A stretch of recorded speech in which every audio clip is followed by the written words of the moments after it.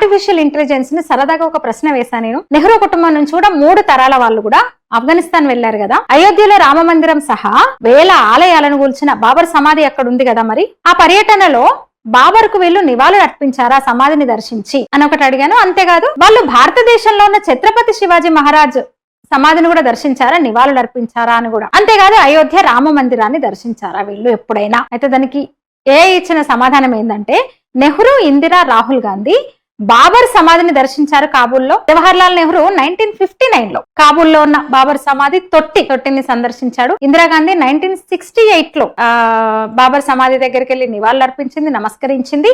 ఈ విషయాన్ని నట్వర్ సింగ్ తన ఆత్మకథలో రాసుకున్నాడు. ఇక రాహుల్ గాంధీ 2005లో ప్రధానమంత్రి మన్మోహన్ సింగ్ తో కలిసి ఆఫ్ఘనిస్తాన్ పర్యటన సందర్భంగా బాబర్ సమాధిని సందర్శించిండు. ఆ 3 నాయకులు కూడా సమాధిని సందర్శించొచ్చారు. మరి వీళ్ళే భారతదేశంలో ఉన్న శివాజీ మహారాజ్ సమాధి రాయగఢ్ కోటలో ఉంటది, దాన్ని ఏమన్నా సందర్శించారా అంటే సమాధానం ఏంటంటే జవహర్లాల్ నెహ్రూ గాని, ఇందిరాగాంధీ గాని రాయగఢ్ కోటలోని ఛత్రపతి శివాజీ మహారాజ్ సమాధిని సందర్శించలేదు.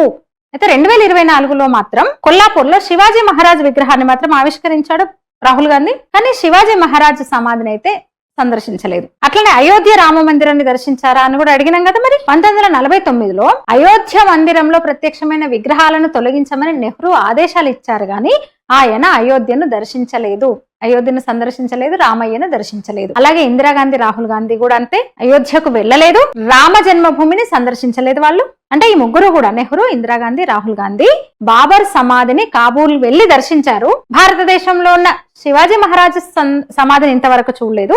అయోధ్యలో ఇంతగా అసలు దేశ ప్రజలందరూ కూడా నిధి సమీకరణ చేసుకుని ఒక భవ్యమైన మందిరాన్ని నిర్మించుకుంటే ఇంతవరకు ఇప్పుడు బతుకున్న రాహుల్ గాంధీ ఇంతవరకు అయోధ్య రామాలయాన్ని దర్శించలేదు.